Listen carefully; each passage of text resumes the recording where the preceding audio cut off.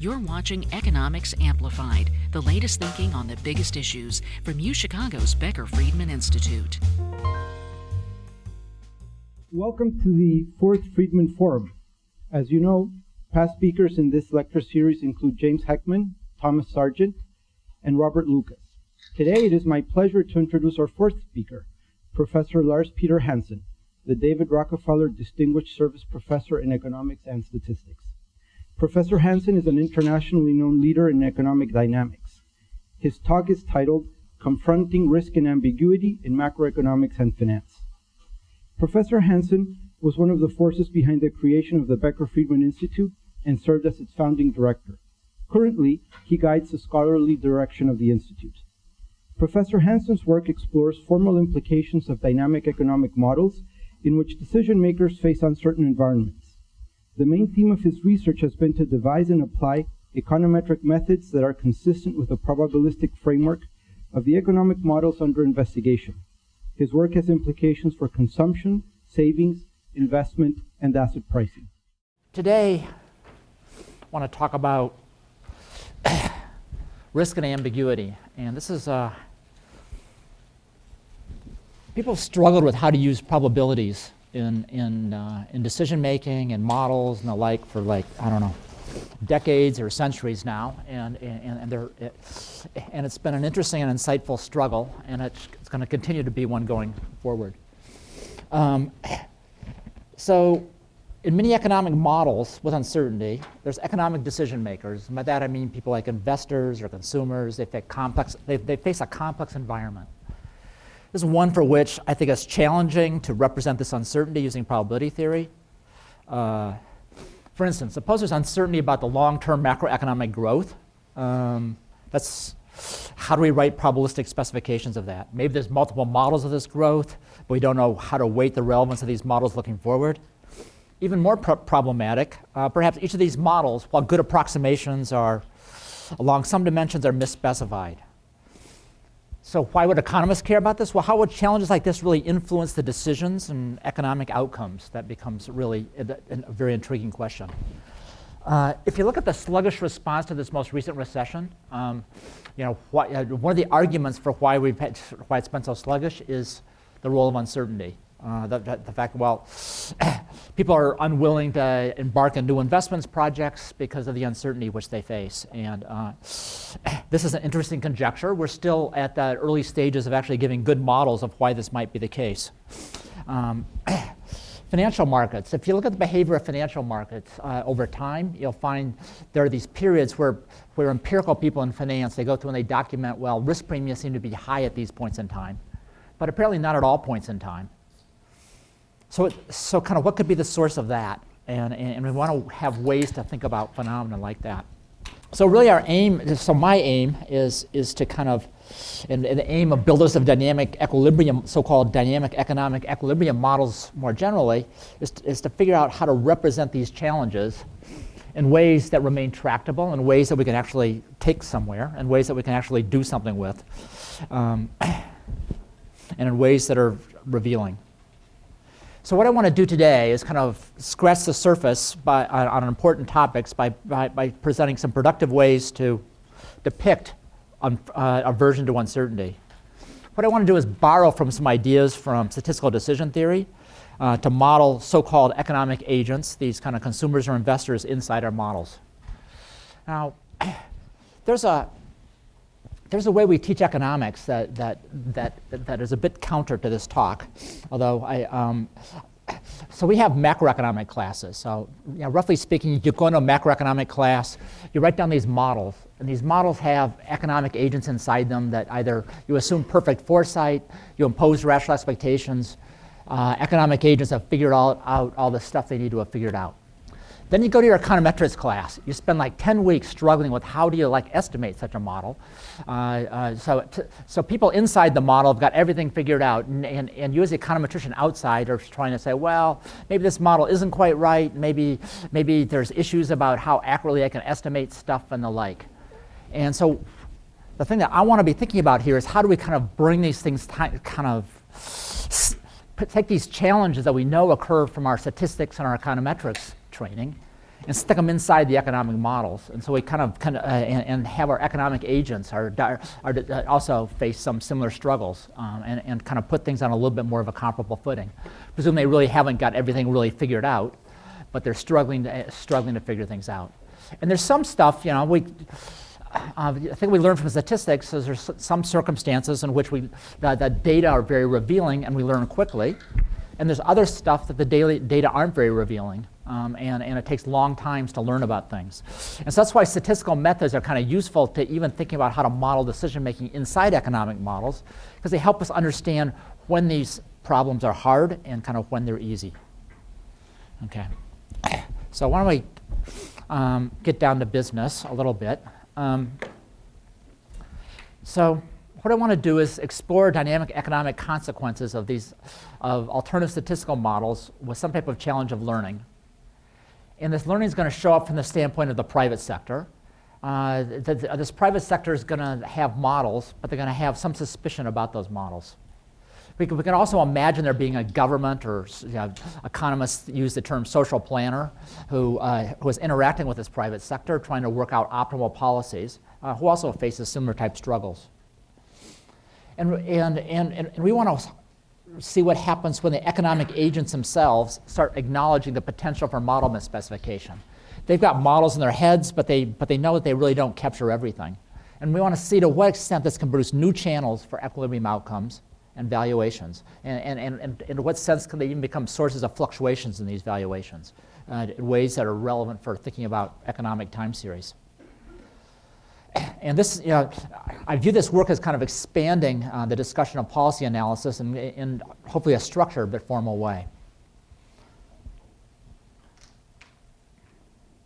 Okay, so I'm going to start with what I think of recursive valuation and sentiments. There's been ideas that go back to Koopmans, who has played a prominent role in the Coles Commission. The Coles Commission was at Chicago. It was in Chicago during its heyday, actually, of the 50s. It was an incredibly impressive place. And then Yale stole it from us. But anyway, Koopmans went to Yale with it. But Koopmans did this work after he went to Yale. But he really took standard models of discounted expected utility used by economists and said, we can really think about this in more general ways, but in ways that are very revealing and useful. And what it does is it gives us a way to highlight the role of uncertainty, and uncertainty not about future events, and not all future events, key future events about the long-term things that really matter to you. To give us a way to explore ways in which expectations on uncertainty about future growth rates, say growth rates or risky claims to consumption, actually show up importantly in terms of how we value things today. So roughly speaking, the way this Koopmans logic worked was we want to think about defining whatever views of preferences we have through so-called continuation values. So my continuation value today depends on what consumption I might get today, but it also depends on prospective consumption in the future, guesses about consumption in the future. And this forward-looking nature of recursive utility really provides additional channels for which things like so-called sentiments about the future matter. Oops, I'll get this right. So here's a motivation for what I think of as extension. These ideas of Koopmans actually were extended further in very nice ways by people like Krebs and Porteous, and have been used extensively in lots of recent literature in economic dynamics.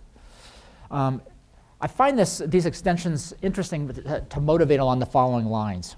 I want you to consider the following gambles. One is, suppose you flip a coin, okay? And you're going to flip this coin at the future, tomorrow, the next day, the day after that. Every day you're going to reflip the coin. If it's heads, you get high consumption. If it's tails, you get a low one. A different flip every period. Alternatively, suppose you just flip it once. If you get heads, you get high consumption in all future dates. If you get tails, you get low consumptions in all future dates. And ask which one you prefer. Well, preferences are personal, so you can prefer either one, and I can't. And from an economist perspective, I'm not going to criticize you for what those might be. But you might not be indifferent between these two. I have my own views. I kind of like the one that's flipped every period. the usual model that's taught and used in much of economic dynamics is the so-called discounted expected utility model. And that discounted expected utility model, you turn out to be completely indifferent between these two gambles. You treat them exactly the same. That decision theory says that I really only care about so-called marginal distributions. I don't really care about the joint distributions of consumption over all future time periods. I just compare about the marginals. In the marginals here, there's a 50-50 chance of getting high and low for every period, so it's the same. Once you start thinking about the joint distribution, though, and this apparatus of recursive utility coming from Koopmans and Krebs and Porteous and the like, gives us a way to think about how these, about reasons you might want to prefer these, the first outcome. I like to think of this as a case where they really show that it's a really intertemporal composition of this uncertainty or risk that matters. Okay. So let me just throw a little bit of formalism here. And I don't want to get into this a big way. The standard workhorse in this analysis it represents the preferences like this. Think about B as a way to represent your continuation value today of all your future consumption, where the consumption could be reflect all the uncertainty and the like. Okay? And then we're going to use what economists think of as these kind of CES specifications, although we're going to use them twice. And so what I'm writing down is kind of known to be a tractable way to get at this kind of recursive utility specifications. So we have, we take consumption, raise it to a power less than 1. But then what we do here that's different than usual is we take the continuation value tomorrow. So VT plus 1 is how I think about consumption in all future dates, kind of summarized in terms of tomorrow's continuation value. And I make a so-called risk adjustment of that. See, here I'm taking this V and I'm raising it to the power 1 minus gamma. Then I'm just kind of conveniently undo it outside. It's important, there's an expectation inside here. I'm going to undo it outside the expectation. So what I'm doing is I'm taking risk adjustments of continuation values. And this was kind of the suggestion of Krebs and Porteous, building on the flexibility we got from Koopmans. Now, if you do this for set the parameters rho equal to gamma, that's the model that economists typically use. And you can show that that corresponds to this discounted expected utility under which you're completely indifferent. Okay. What these type of specifications allow you to do is to separate out, though, to make this intertemporal composition of risk matters. This gamma parameter here really is a way to amplify risk aversion without kind of changing how you think intertemporally about consumption for long-term deterministic sequences. It puts on the table intertemporal composition of risk and allows you to not be indifferent between those two gambles, which I sketched out for you. Okay, so I could work out a bunch of calculations with CESs. My algebra is worse than yours. You'd be better off going to Victor's notes and get the relevant formulas for marginal rates of substitution and other stuff like that. Those formulas are all incredibly revealing and actually useful in a lot of applied work. But I'm not going to go there today. Students that take my classes have to suffer through that. So what we get out of this specification, and out of this kind of Krebs-Porteous, this is kind of brought into asset pricing literature by Epstein and Zinn and others, is that preferences become more sensitive to intertemporal characterizations of an uncertain future. This codependence of consumptions across time periods starts to matter. And so to use these models, we have to have good ways to depict that codependence. That's the time series question. How do we characterize behaviors of economic aggregates going forward and in ways that are useful, that capture all the relevant uncertainty as well? There's a whole variety of papers using specifications like I just wrote down. As I say, they allow you to kind of separate out what's called intertemporal substitution from risk aversion. But the empirical or quantitative research invariably relies on what economists think of as large risk aversion. Now, how do we get to large risk aversion? Well, large risk aversion, when you think about large risk aversion, we go and we might ask people, we might conduct experiments, we might ask surveys, and we give people gambles, typically very simple gambles, in which you tell people all the probabilities of everything. And then you ask them how risk averse they would be. So the one question you might have is think about this think about these market economies we're looking at, and think about the complexity of the underlying objects we're trying to write down these uncertain models over.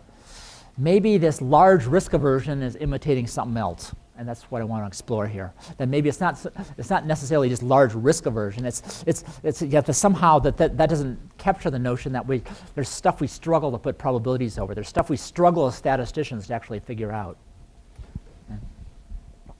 Also, so this recursive utility approach, typically what it does is it alters magnitudes of things, but it doesn't really contribute so much to our understanding of what drives fluctuations in equilibrium values, say like risk premium that might be observed in security markets or the like. And the way that applied researchers confront that is they make up something else called stochastic volatility that fluctuates over time. I mean, that works, but it kind of works by mechanically. It doesn't work because it's a part of the ingredient of the model. So it's nice to think about. So this has been a very useful avenue to go. It's put on the table this fact that we need intertemporal characterizations of an uncertain future. It still requires large notions, typically what economists would think of as large risk aversion. And we need to say something else to get these to get fluctuations working. Okay. So far, so good? You can start throwing stuff at me if I've lost you yet. You have food, so you can.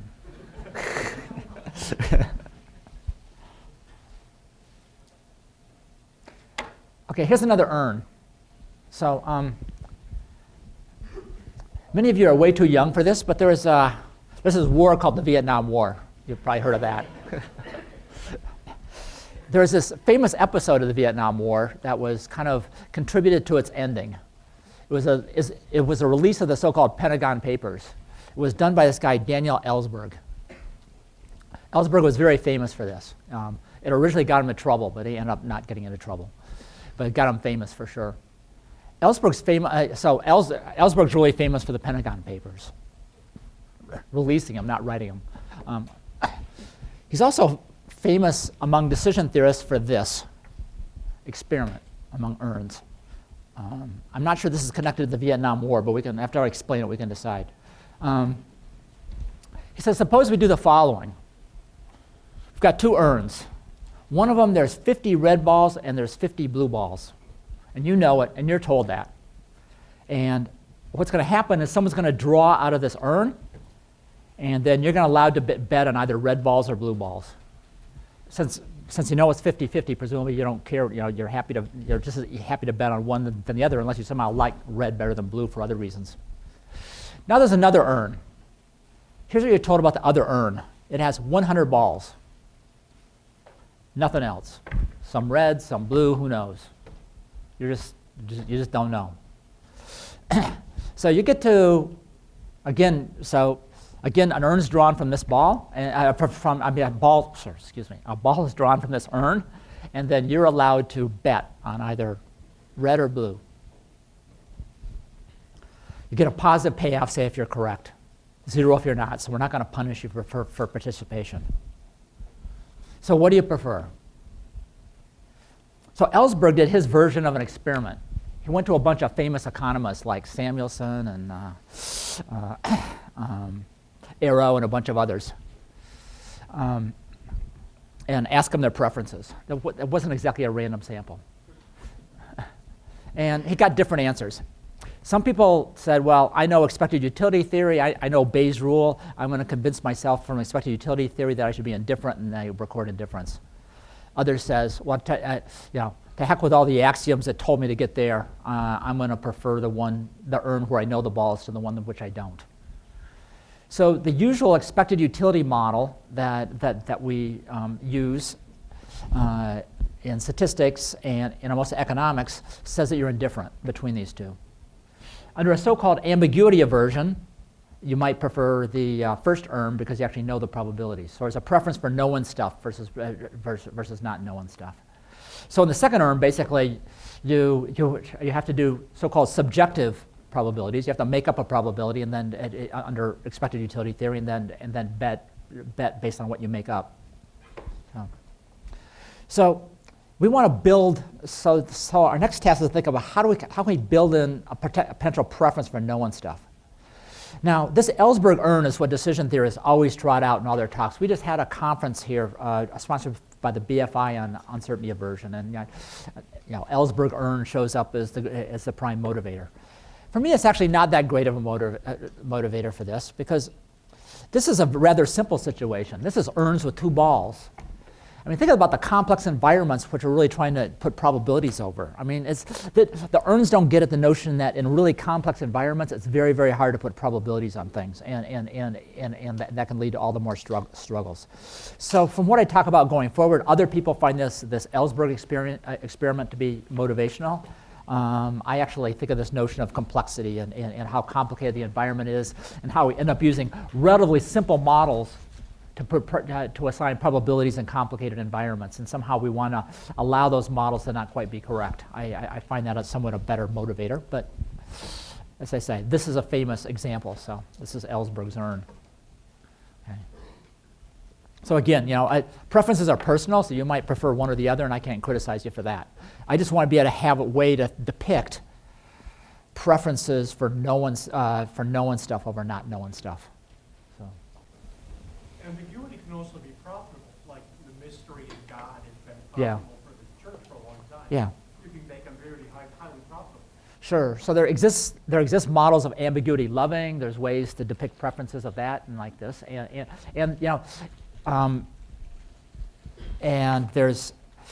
ambiguity can be profitable if some person correctly figures something out and the other people haven't, and so the person who's correctly figured it out can definitely reap profits on it as well. So there's issues about maybe we need to think about people being heterogeneous in terms of their perspectives on how much knowledge they have and how much concern they have about ambiguity, and that should affect how we expect trade to occur and the like. Absolutely. So here's here's some icons of statistical decision theory. Most statistical so the guy Frank Knight, he has Chicago connections. The Committee of Social Thought, I believe. So Frank Knight wrote this book about entrepreneurs and tried to draw this distinction between risk and what he called uncertainty. I'm going to call it ambiguity. The stuff about what you know about and stuff you don't know about, and kind of argued that as a key for understanding entrepreneurial activity and the like.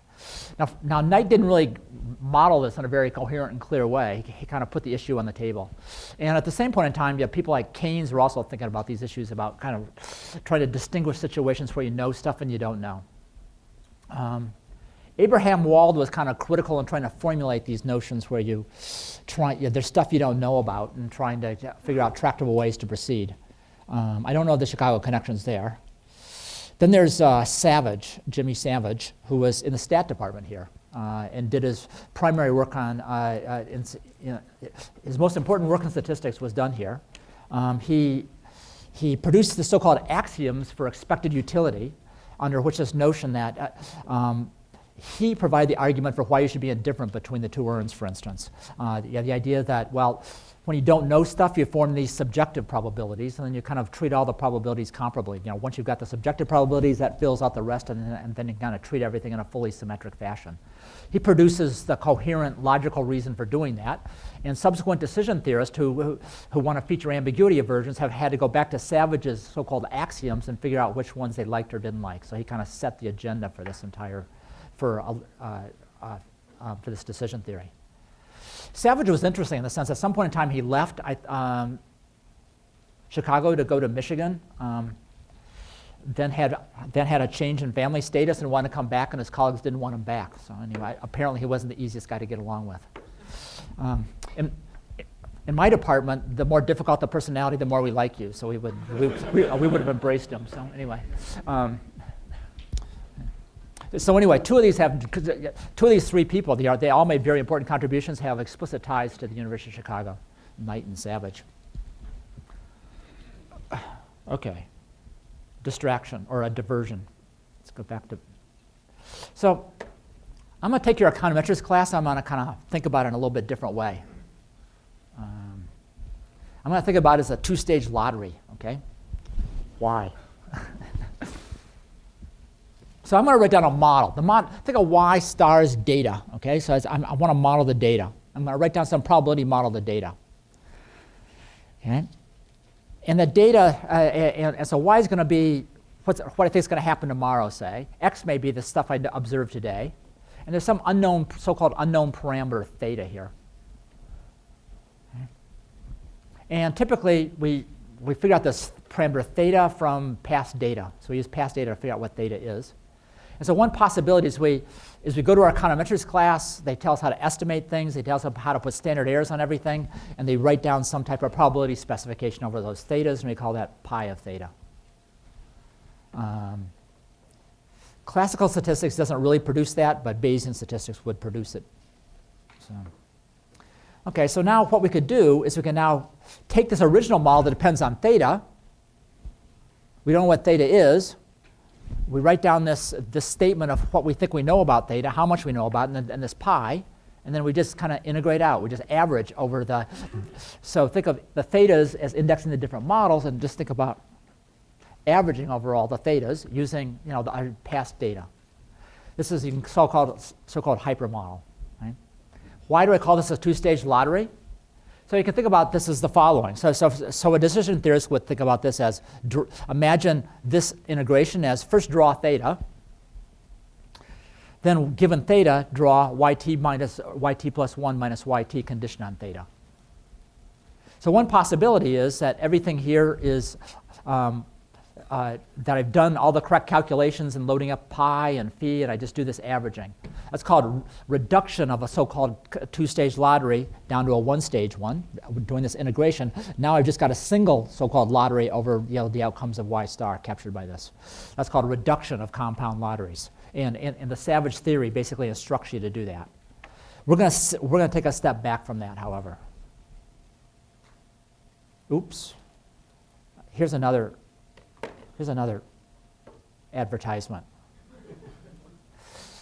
It actually is kind of an advertisement. It also speaks of kind of a tradition at the University of Chicago. My co-author and I had a book called Robustness. This book calls Robustness. The best part of the book's kind of, I don't know, boring and mechanical, but the best part of the book is the cover. Okay?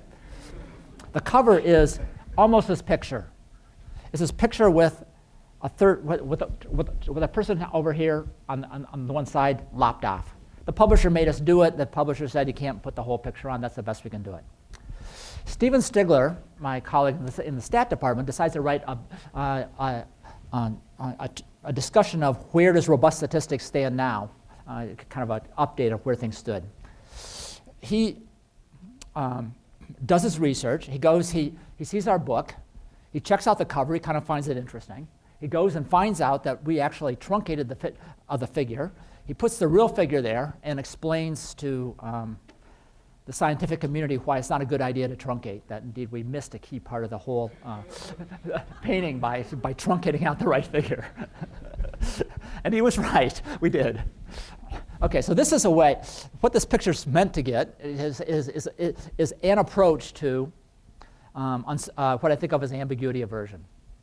Okay, so what you want to do is, and this is the stuff that goes back to Wald, although it's and there's been a variety of kind of much, it's what you do is you imagine that your statisticals is, suppose you want to make some decision by maximizing expected utility or something like that, some objective like that. Well, we need to know how to compute the expected utility. So one approach to this is, well, I don't really know what the true model is. Or maybe I don't know what the true specification of this prior or this distribution pi is. I might be concerned that what I wrote down isn't quite correct.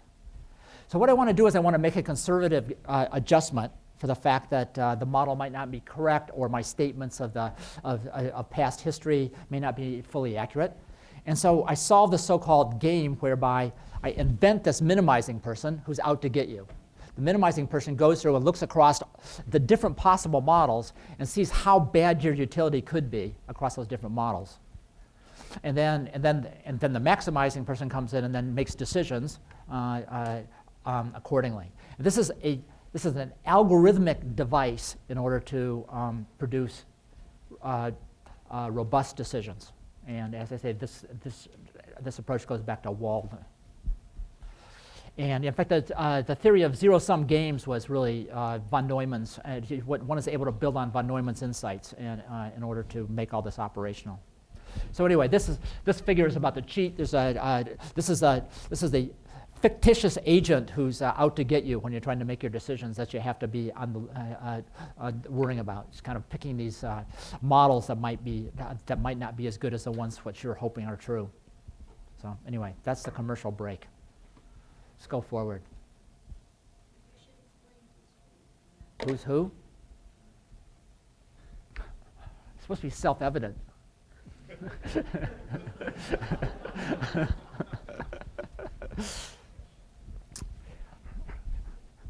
I mean, here's a hint. There's some cards behind that guy's back. I guess this guy is the guy's looking a little bit naive that they're out to get. So anyway.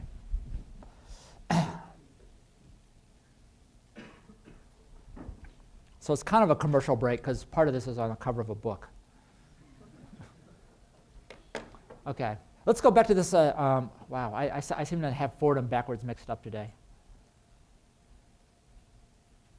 So robustness and ambiguity aversion. So that kind of like I described, these decision makers are averse to ambiguity, often consider a family of models. And at least that's the way we operationalize it. And then the decision makers that are concerned about robustness start, the most tractable way is they start with some benchmark model, say, well, here's a pretty good approximation. And then I'm going to think about ways in which it might it's possibly not correct. And that could be a large number of ways, or a small number of ways, or a family of such models. And then consider the consequences of these alternative models. And in order to do this, you really can't be a statistician without asking, why do you want, how do you want to use statistical evidence? Because models which you'll be concerned about in terms of misspecification are the ones that have the biggest utility consequences. So you really have to put together this idea of the utility function or the objective simultaneously with what the statistician's doing. The separation between statistics and decisions is just, this kind of starts falling by the wayside here. In the Savage theory, it actually didn't, but here it does. So just as an example, here's a couple approaches to this ambiguity. Think about this so-called two-stage lottery. We'll think about the specification of phi of y star given x and theta as Knight's notion of risk.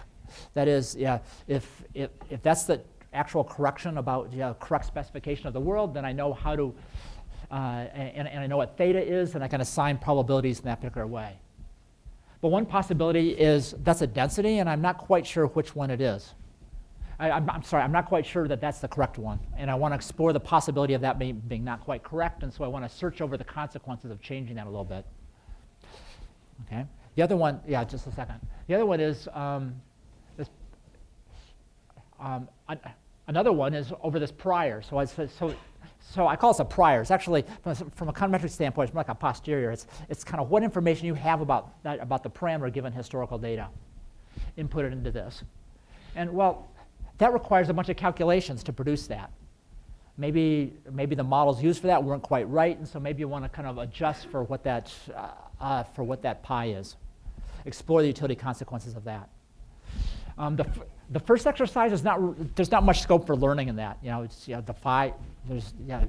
But about this prior over theta, then what you would imagine is that as things evolve over time, you're going to get more and more information, and learning comes into play.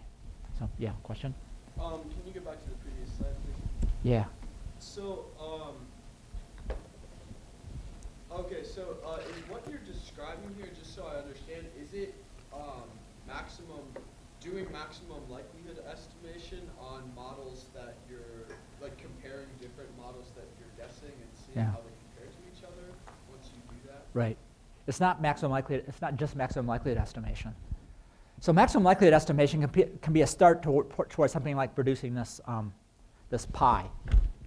Okay, so this pi is I've got a bunch of history. Think of y star as something I want to predict about the future. Okay, so it's what's going to happen to output tomorrow or output growth tomorrow or something. I've got a bunch of historical data. That data tells me about about this so-called parameter theta.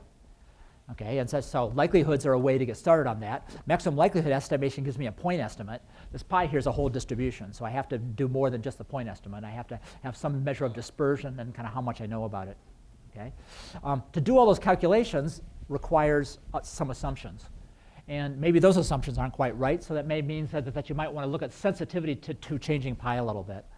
So all this is kind of ways to think about doing sensitivity analyses. And then as you do a sensitivity analysis, there has to be a well-posed decision problem to make them interesting.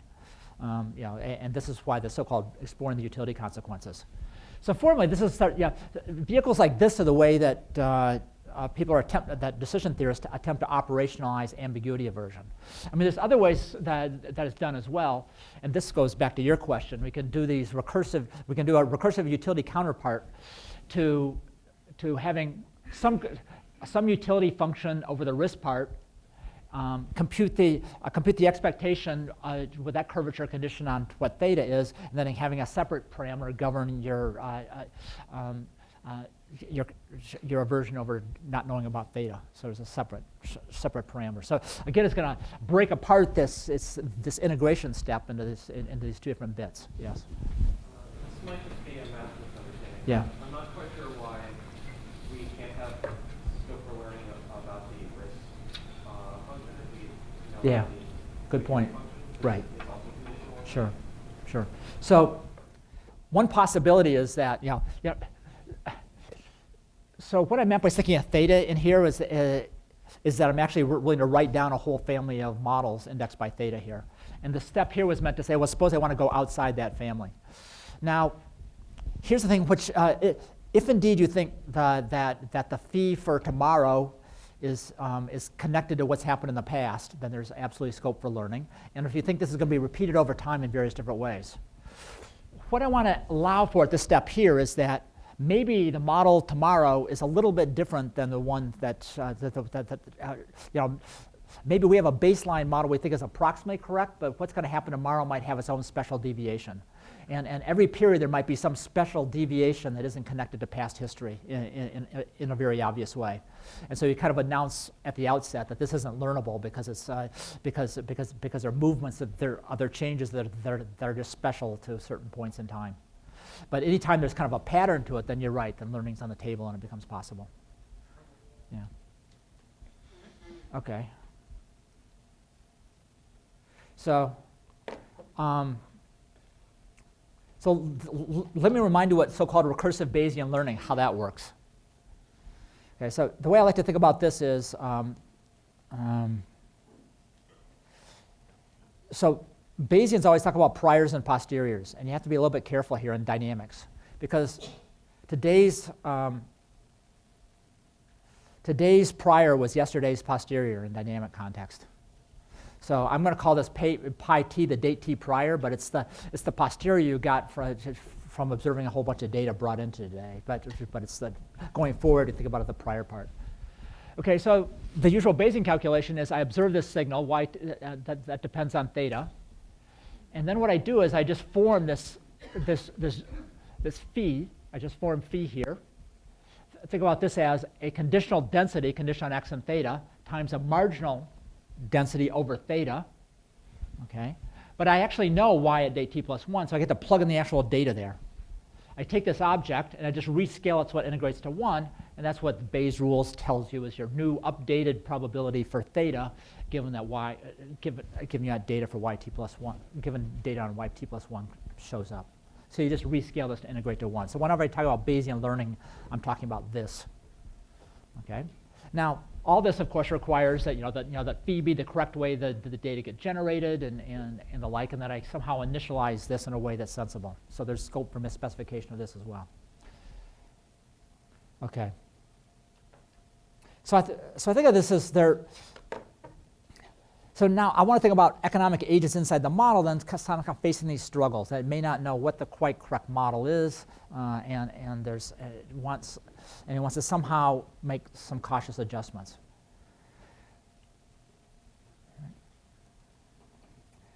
Here's an example formalization. I'm not going to talk about this very much. All I'm going to do is, let's skip the first equation. Let's skip the minimization. The minimization problem is just something that says, I want to form expected values of log v, and these m's are just indexing alternative probability models.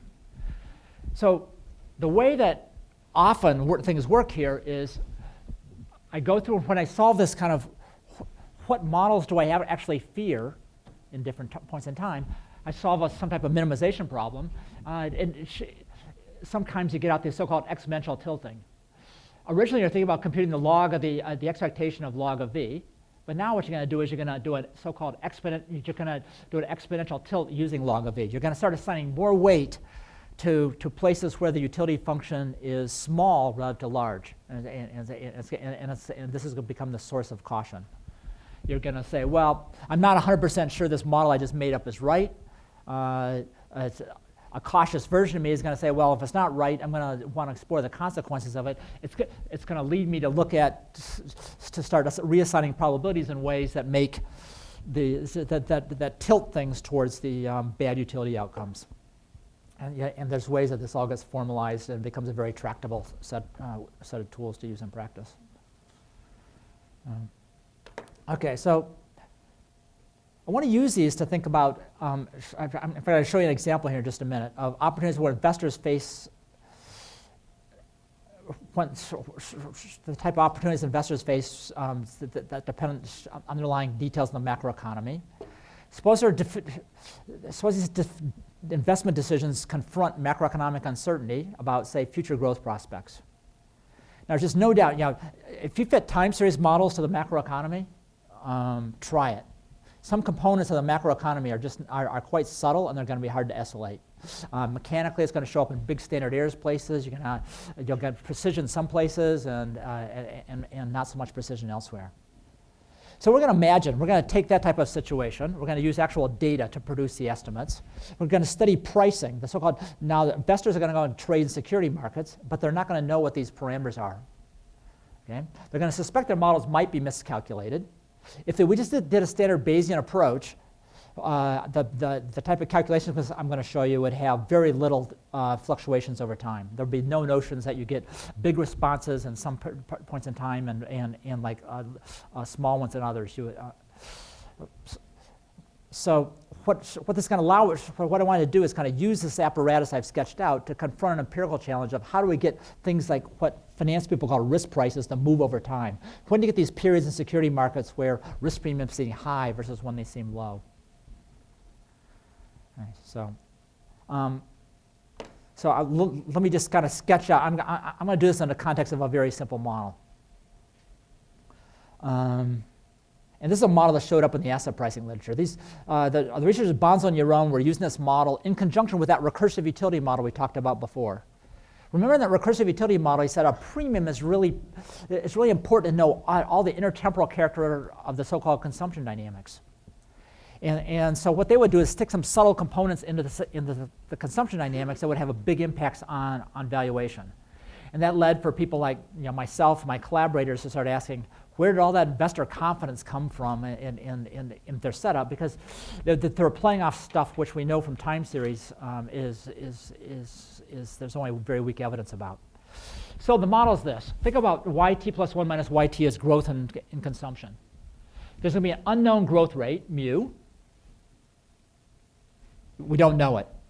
There's also going to be a time-varying component to that growth rate, x. It's going to behave as some so-called vector scalar autoregression. It's going to have persistence here. It's going to kind of respond in kind of a slow-moving but stochastic fashion. That's what x is going to do. And then there's going to be shocks. W's are just normal shocks. And so there's going to be a shock to how this this conditional growth rate is moving, and there's going to be a direct shock to consumption. Okay? And the thrust of this long-run risk model literature was you can stick in fairly subtle components in the consumption dynamics, and because of this kind of recursive utility channel, it could have big effects. So that sounds interesting, except where does all that investor confidence come from? How can you do this? Yeah. And so what we want to do is instead throw away knowledge of stuff. We're going to imagine the investor doesn't observe x. Investors don't observe mu. Moreover, they also don't observe A and B. They have to estimate them from data. So over time, we're going to have these investors estimating the parameters A, B, mu, and xt And xt and mu are hard to tell apart because although mu is constant and xt varies very, very slowly. And so the presence of xt makes it challenging to estimate mu. And you can kind of show that formally as well. So what one can do is one can kind of go ahead and produce all the standard Bayesian calculations if you like. We're going to take it one step further and add in some concerns about robustness or concerns about model misspecification. And then we're going to look at what implications that has for security market pricing. So I'm going to depict that in a that latter in a very simple way. In empirical finance, people like these so-called Sharpe ratios. What they are kind of measures of mean compensation per amount of standard deviation. So I'm going to do calculations like that, but in a situation where we really don't know the underlying model and people are going to struggle with this. So this price of uncertainty coming out of finance is typically a price of risk, and it's how much you get compensated for being exposed to certain risk, expressed in terms of standard deviations. So like Sharpe ratios of 2 to 4 are really quite sizable. And standard economic models, there's a so-called equity premium puzzle from that showed up decades ago. I unfortunately used to write papers on that.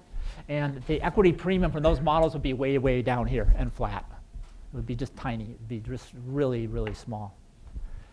Okay, so what goes on here is we're making these investors struggle. They don't know stuff. They don't know A, B, mu, but they're using data to try to help them do it. But they're doing it in kind of a skeptical fashion. And kind of what we want is to see if we can't get this skepticism to show up in terms of these in terms of these prices, these so-called prices of uncertainty, and sometimes more prominently than others. And this is what comes out. You should actually ignore this piece here, because anytime you have a learning algorithm, you've got to make up some initial conditions.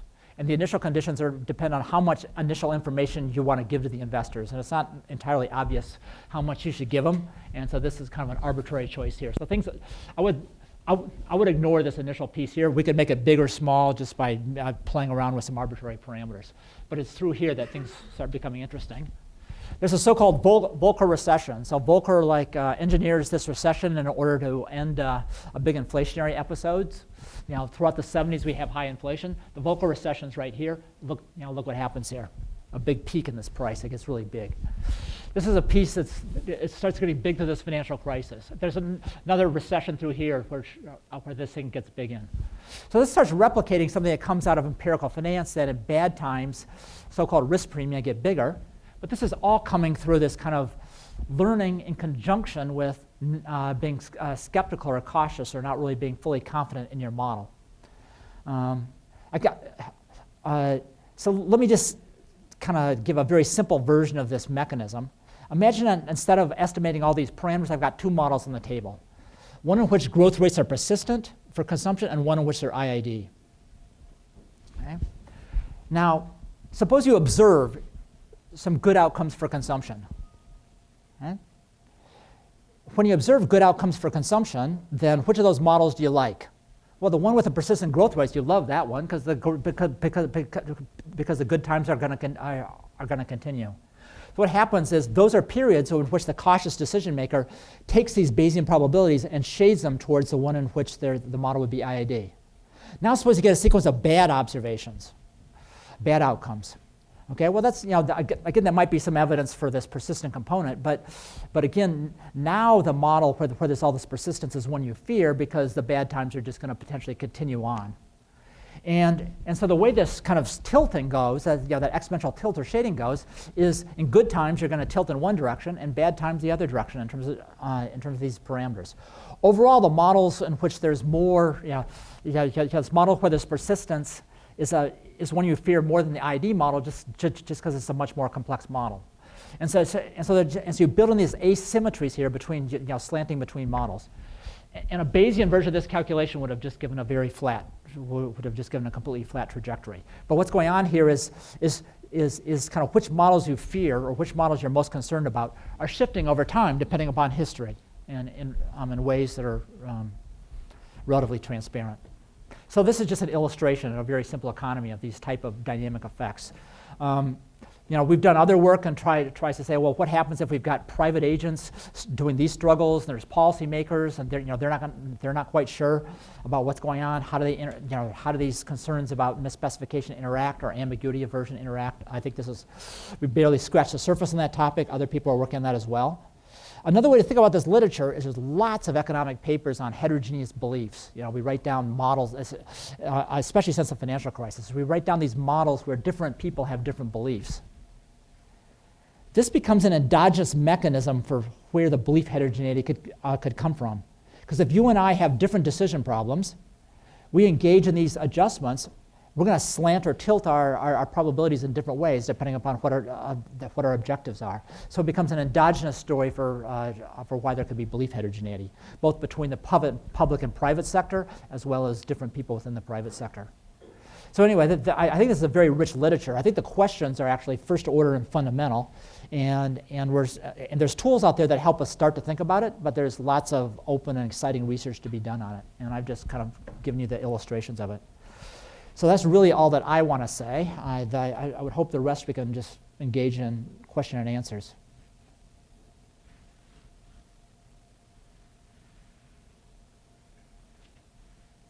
Is this picture interesting? Things go up and down. They go up in bad times too. That's what they're supposed to do. Yeah. I have a question going back to the earn question. Mm-hmm. How do you calculate how many days you need before someone with some degree of ambiguity aversion decides to play the second game that they can gain information? Okay. So that's a very good question. So there's a couple aspects of that question. I think it's a very good question. And I'm going to answer part of it and duck part of it. Absolutely. If you're in situations where there's uncertainty, I haven't talked about the role for experimentation, but you may well want to experiment. You may want to say, I'm going to take an action in order to help me learn something. Even in Bayesian decision problems, there can be scope for experimentation because certain actions will help you learn something, and that will make you better off down the road.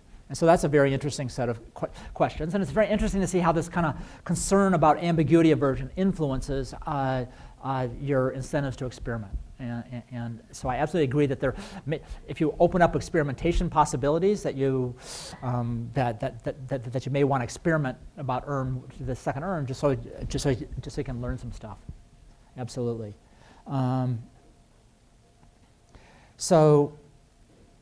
So there are ways. I mean, I haven't discussed it here, but these methods are perfectly extendable to address the question of experimentation. Now, typically, there's debates out now about macro policy. So usually people say, well, monetary policy are not supposed to experiment. These days, people claim that, some people would argue the last several years that's exactly what the Fed has been doing, is experimenting, but as a device to learn. But there is an interesting policy question about should policymakers experiment as a device to learn? Because any optimal decision making is going to say, well, yeah, they should. If there's a trade-off between today and tomorrow, why not experiment today in order to make me better off, make everyone better off in the future? So and then others would argue, no, we should not allow policymakers to experiment just as an announced constitutional claim. But certainly private agents, there's no reason, it would make perfect sense to engage in experimentation. So yeah, these methods can be extended to, these methods accommodate experimentation, but not in that example that I wrote, but absolutely.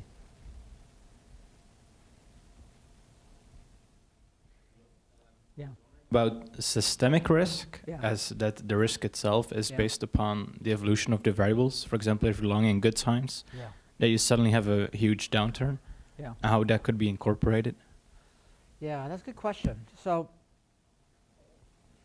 there's a couple aspects of that question that we could have a whole nother talk on that one, actually. So the first issue is that systemic risk is there's this distinction between systemic risk, that is the risk that policymakers ought to really be concerned about, to what's called in asset pricing systematic risk. That is, there's macro shocks out there, there's exposures to those, investors ought to be compensated for that exposure. So where's the policy? So the first thing is what systemic risk is, what is it exactly? And we're still sorting out models of what really systemic risk really is. It's some type of notion that there's an externality out there which is showing up through different type of market transactions, and it's because it's an externality that there's scope for policy making. But if you really look at, to a large extent, systemic risk in the policy discussion has been more like a buzzword than something that's been made operational and measurable, which I think is really important, because I think going down the road, for us to really think if that's a scope for things like financial regulation, we have to understand it better. But the thing that I like to think about is that whole literature is on systemic risk. And I think it's better at this juncture to think about a lot of that as systemic uncertainty, or because there has to be, tons of ambiguity associated with that, because we're not at all sure what the right model of it is, and as well. So I would like to believe that conceptual frameworks like this can add to our thinking about stuff related to a systemic risk. There's this interesting work a long time ago by Milton Friedman on monetary policy, in which he said, well, if we figure out the whole economy, maybe, then we could build in some very subtle rules for monetary policy. But he coined this phrase, long and variable lags. But that was basically a statement that there's aspects of the monetary transmission mechanism we don't understand very well, and as a consequence of that, we ought to be adopt simple rules because of that lack of understanding. And so it's very interesting to know whether formally these concerns about model misspecification lead you to, when do they lead you to want to embark on simpler rules as opposed to complicated ones? I've been to a lot of conferences on systemic risk, and have people coming out of the Fed systems to say, well, this is a really complicated problem, therefore it requires a complicated solution. But if it's a complicated problem we don't understand very well, it's not clear it's a complicated solution is the best one, as opposed to a simple and transparent one. So I think that this concern, this stuff about not knowing stuff can play into policy discussions in a very important way. Yeah. After listening to you, I came up with an uncertainty indicator. You can describe various economies, the degree of uncertainty they have. Yeah. Have you heard of that before? That exists? Uncertainty indicators? Yeah, this economy has a 90% uncertainty indicator, Yeah. and China's economy has a 10% Right. uncertainty. So my colleague Steve Davis here has been doing lots of work on trying to measure, produce uncertainty indicators. The measurement framework doesn't try to draw distinctions here between risk and uncertainty. Basically what they're doing is they're looking not only at things like VIX, what's traded, volatility trading in security markets, but they're going in and looking at newspaper articles about government policy uncertainty like that, and coding how often do those articles show up in the press and the like. And they're trying to put together these multiple sources to get an uncertainty index. For the purposes of future research, what you care about is the nature of the uncertainty. Is this uncertainty that we really understand or don't understand? And the duration. Is this uncertainty about where the economy is going to be in 15 years, or is this uncertainty about what's going to happen to unemployment in the next quarter? Those type of distinctions also become very important. So I think there's a big and important scope here for measuring and quantifying uncertainty in better ways. I think that the work with Davis and Bloom has kind of scratched the surface on that, but I think it's potentially an interesting way to be interesting research. My view is to do it, you want to do it with a coherent set of modeling questions in order to take that to the next step. But I think it's interesting to do, and it was almost well to make cross-country comparisons. There's lots of exciting research problems out there. You might think that we've sorted everything out, but nah. We as economists, we seem to come up with questions as faster than come up with answers. So. Lots of stuff for the next cohort to take over and do. Are there some other questions I can answer? Yeah. So one of the things that you talked about was how people model their own particular states. Mm-hmm. A lot of models we talk about sort of homogenization. Right. Does that change between bringing in sort of heterogeneous agent Yeah. states? Right. So I think the heterogeneous agent model becomes interesting here, in part because even if you give people the same benchmark model for their decision problems, once they're a little bit different, they're going to start slanting things in different ways, and you'll get belief heterogeneity going along with heterogeneity on other dimensions, and the two are going to interact. So I think that's very, I think that's a very fruitful thing to be thinking about. The biggest challenge to heterogeneous agent models has been to produce tractable and convenient ways to characterize their outcomes. There's progress has been made on that front. So from a macro standpoint, what matters now is some cross-sectional distribution and how that depends on aggregate variables, and trying to characterize the evolution of that cross-sectional distribution.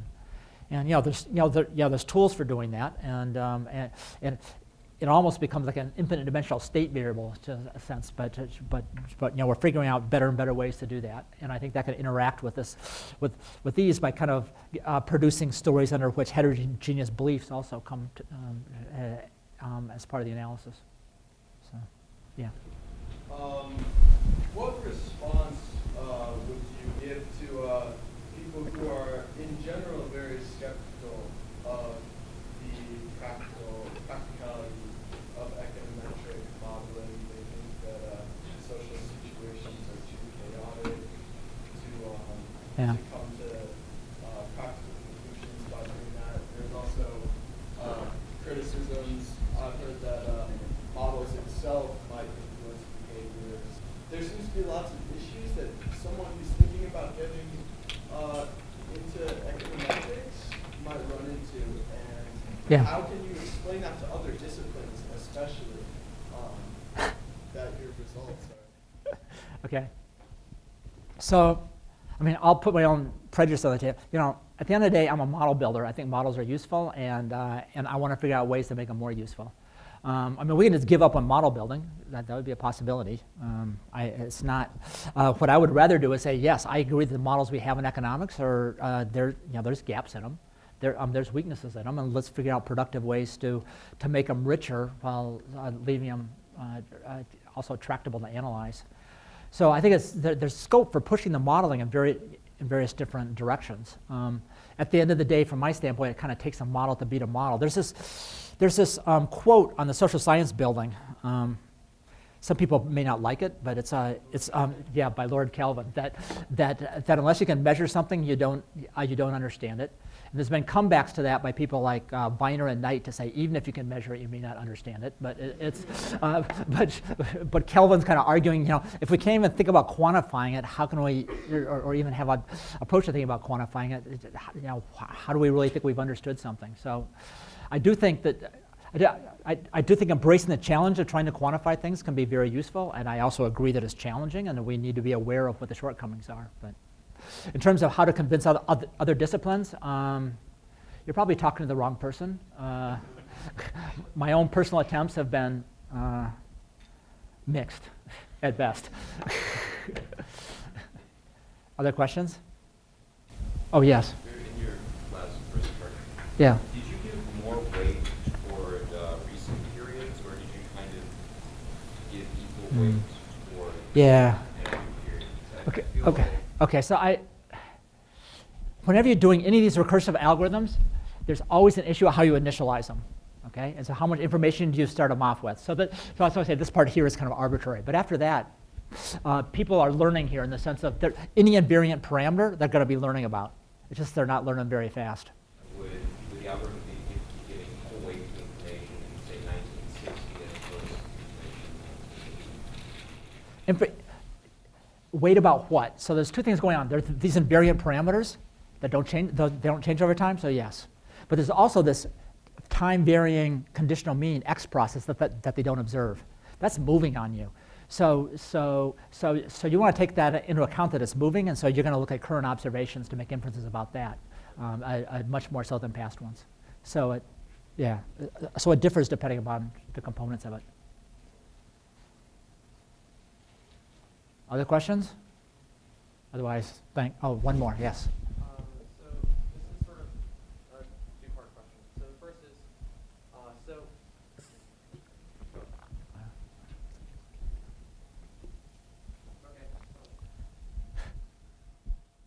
This is a two-part question. So first, what sorts of, aside from just inflation and downturns, is there any specific, well, like knowing when those periods occur, is there a specific historical data that you'd want to check against that graph for plausibility?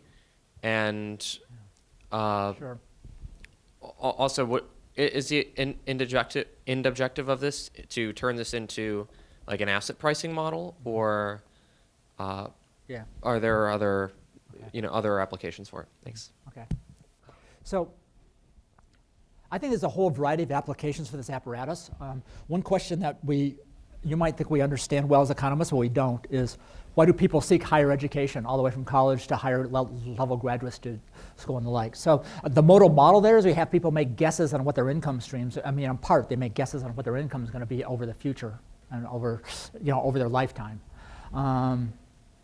Those it's hard to make with a whole lot of precision, and when people actually input those into the models of school choice, it turns out that there's a lot left to explain in terms of people making decisions. They end up saying psychic costs come into play as a device to track the heterogeneity in those decisions.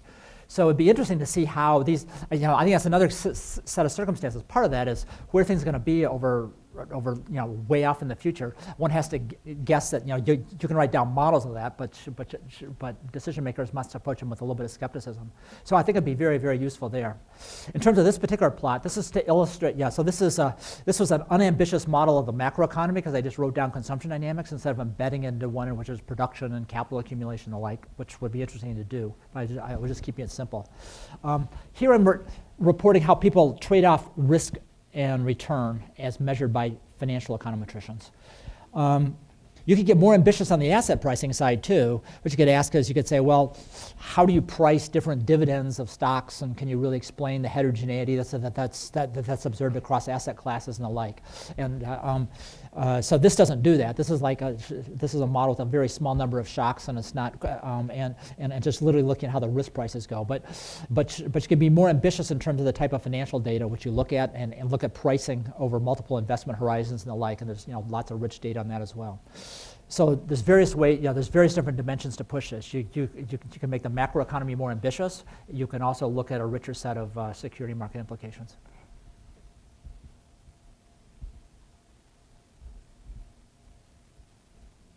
One more question? Yeah? You said you used to write papers on the equity premium. What would you change when equity come out? So I can tell you my history of my work on the equity premium. First, I write these papers where we take a standard power utility model and try to find it in there and show that that statistically the models perform very poorly. So I wrote some papers on that. Then I started tweaking the model a little bit and said, well, this isn't working very well. So then I hooked up with a former student of mine, Jagannathan, and we wrote this paper in which we said, suppose we only load in all the asset return data and ask from that, what could you ever learn about how about how investors trade off over tomorrow versus today, these so-called intertemporal margin rates of substitution. What could we learn about that just from asset market data? And therefore, and then we go and give a full characterization of trade-offs, but about the distributional properties of that trade-off, and then show that it's challenging for whole classes of models. So you have to think more broadly than just tweaking the preferences a little bit. Now, the other part, though, that I think is interesting is the fact that even though changing those preference parameters wouldn't make big inroads, changing beliefs a little bit could make substantial inroads. And that's where this came into play. I don't want to start changing beliefs in arbitrary ways. We can say, we can make up arbitrary beliefs and start resolving puzzles. What I wanted was a structured way to get at that, and a structured way to, and so this was a way to get at that. Could a little bit of statistical ambiguity give rise to a substantial movements in things like risk prices? And I'd say some of our work has been aimed at showing exactly that.